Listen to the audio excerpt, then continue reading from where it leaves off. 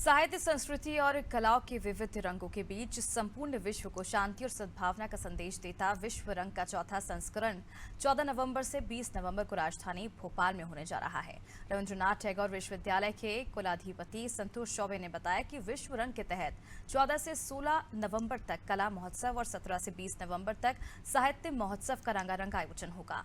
उन्होंने बताया कि इस आयोजन में 50 देश मेजबानी कर रहे हैं। बॉलीवुड सिंगर शिल्पा राव, शास्त्रीय गायिका कौशिका चक्रवर्ती, लोक गायिका मैथिली ठाकुर इसमें सांस्कृतिक प्रस्तुतियां देंगे।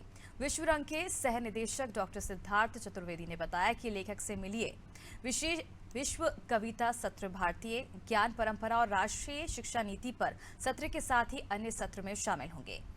गेट सेट पेरेंट्स की निदेशक और parenting expert doctor Pallavi Rao Chaturvedi ने बताया कि समारोह में बच्चों की रचनात्मक को बढ़ावा देने और ज्ञान वर्धन के लिए story telling, theatre workshop, puppet show के साथ ही अन्य वर्कशॉप आयोजित होंगे। इसके साथ ही कई बाल साहित्य से जुड़ी हस्तियों के साथ चर्चा के सत्र भी आयोजित होंगे।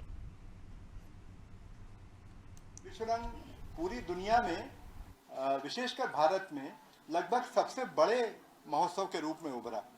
और आज जब हम यहाँ बैठे हुए हैं तो ब्रिटेन में अभी विश्व रंग चल रहा है, जर्मनी में समाप्त हुआ है, यूएई में अभी इस समय विश्व रंग चल रहा है, कतर में विश्व रंग हो चुका है और दुनिया के 50 ऐसे देश हैं जो इसके अब सदस्य हैं और इसके साथ में आ गए हैं। वो सारे भोपाल में आएंगे। तो हम सबके लिए अच्छी बात यह है कि भोपाल की एक पहचान बाहर ऐसी बनी है कि ये है सांस्कृतिक केंद्र जहाँ से कि विश्व रंग जैसे महोत्सव आयोजित होते हैं। अभी कार्यक्रमों के बारे में सिद्धार्थ, अदिति, पल्लवी आपको ब्रीफ करेंगे, भाई साहब ब्रीफ करेंगे। मैं ये बताना चाहता हूँ कि इसके दो मूल हिस्से हैं। 14 से 16 के बीच में कला महोत्सव है जिसका हम शुरुआत कौशिकी चक्रवर्ती के गायन से कर रहे हैं। कौशिकी इस समय देश की लगभग सबसे बड़ी गायिका हैं और उनसे ये शुरुआत कर रहे हैं।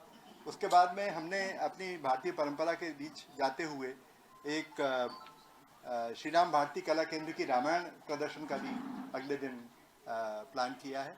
और फिर पूर्वा नरेश एक बड़ी निर्देशिका हैं तो उनके नाटक के साथ शुरू करेंगे।